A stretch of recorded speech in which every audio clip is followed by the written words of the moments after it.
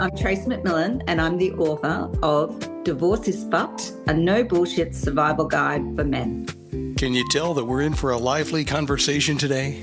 Welcome to the Curated Chapter, a chapter-sized podcast about interesting things and people passionate enough to write a book about them. The Curated Chapter, stories worth knowing, hand-selected voices, fascinating people, hidden stories with Sam Humans. Today, we're going to delve into the world of divorce. It is an ugly business, and it is insanely emotional. But there are ways to manage it, and today you're going to learn those ways from Tracey McMillan. She has spent 30 years in family law and men's advocacy. In family law, you see good people at their worst. Do you know anyone that's been through a divorce? Statistics would say that you do, although it is getting better. Right now, the divorce rate is right around 41% for first marriages. That's down from 50%. And then, of course, the more often you get married, the higher the odds climb.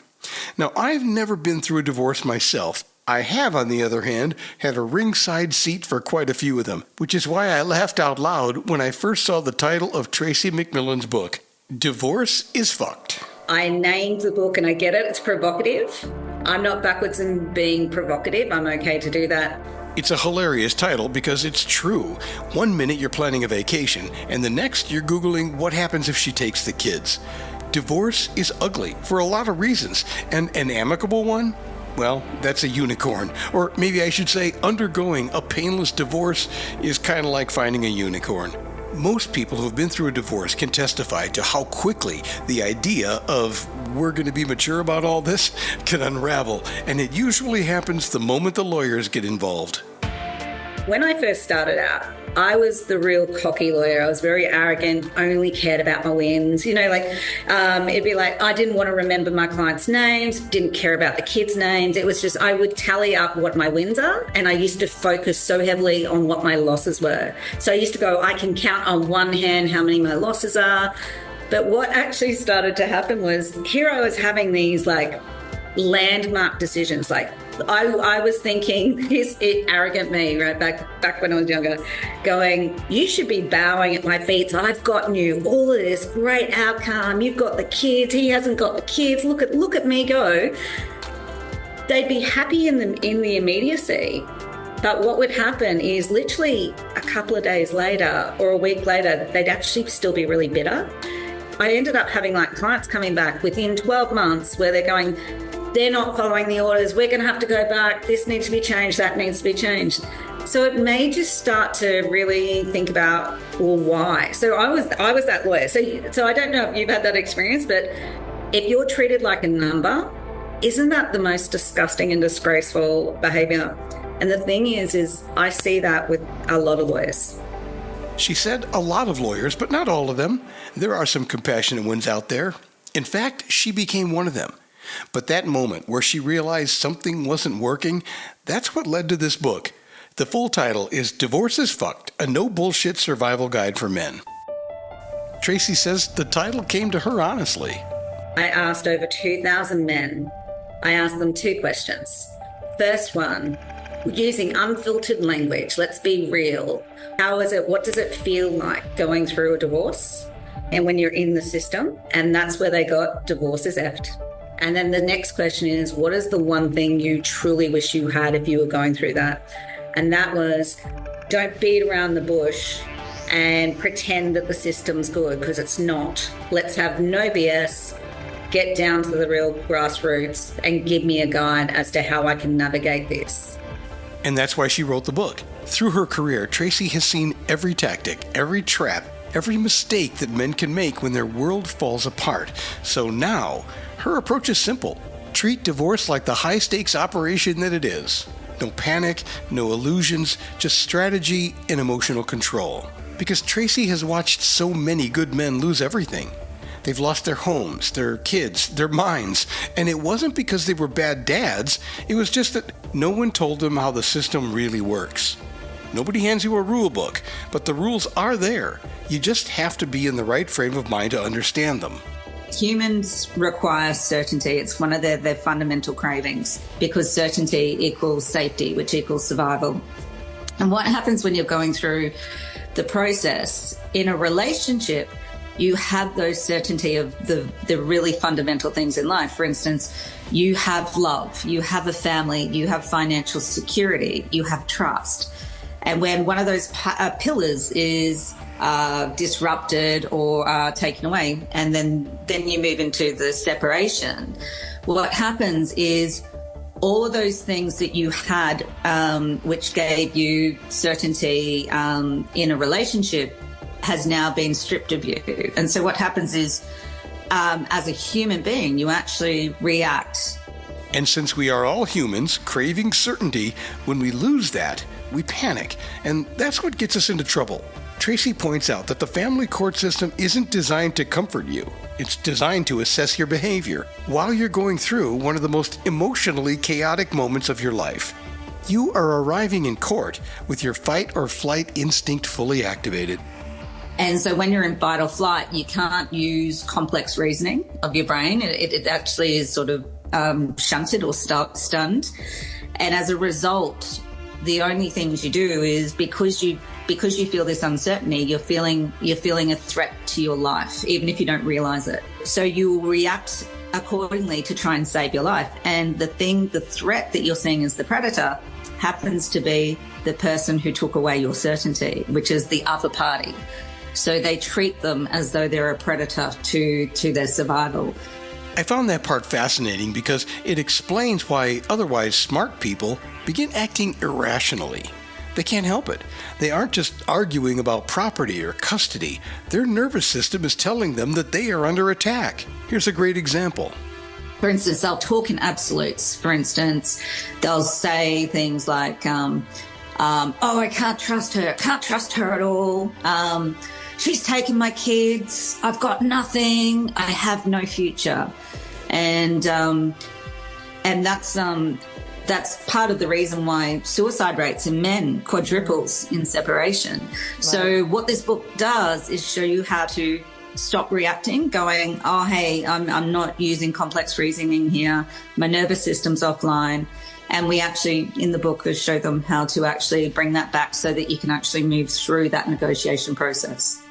Now let's talk about the court system. If you find yourself in court, in front of a judge, the last place you want to be is in fight or flight mode.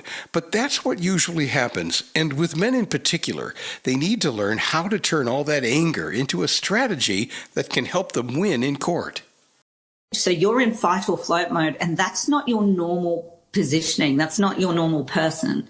All the court's doing is they're looking at a lens of that small window.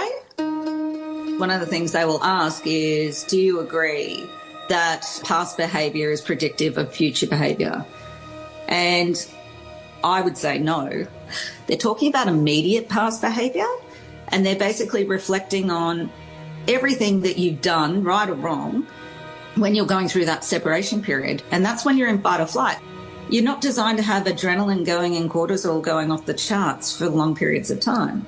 So when you know that, what we've got to do is we've got to get you out of that fight or flight stage to be able to appropriately respond to the court's assessment of you, to say, hey, I am calm enough and I am able to proffer up my child's best interests in a very loving and nurturing way, to demonstrate that going forward into the future, I'll be able to replicate that and actually give the child a safe and loving household. The book is written mostly for men, but it's not about teaching men to beat women in court. It's about teaching them to master themselves. Because when you lose your reactions, you lose your outcomes. But that's a strategy both men and women can use.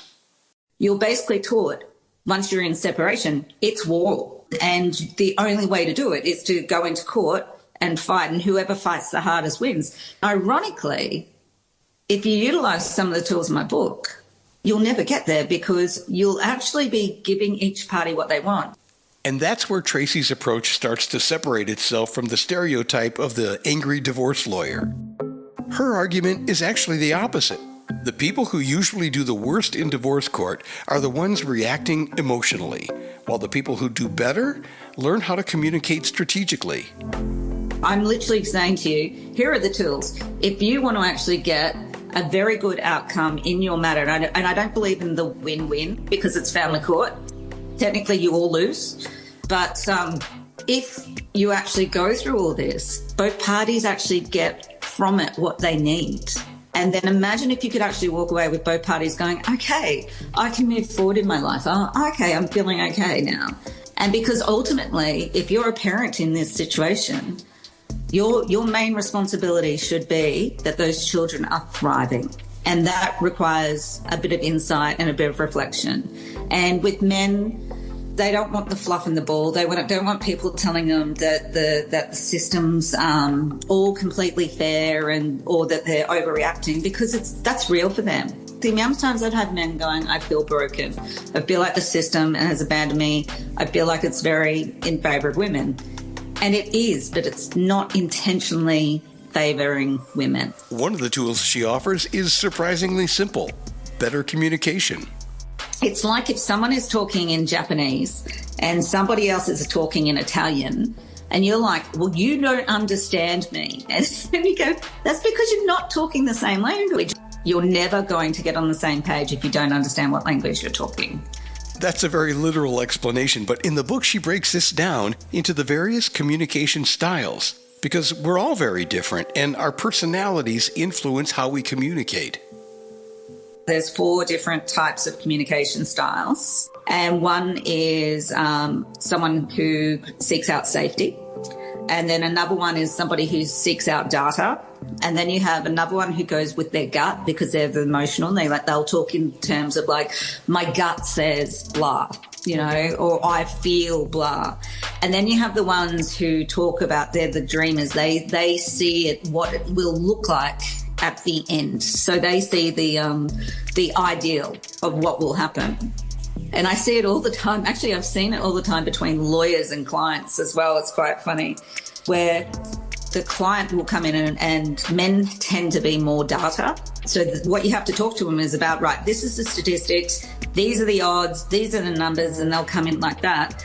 But if you walk in there and turn around and say, well, I feel like that's not fair, to somebody who is data, it's not going to land for them. He'll be saying, well, I don't give a shit. Show me the stats, show me the facts. Another really good point that she makes is that you are not broken.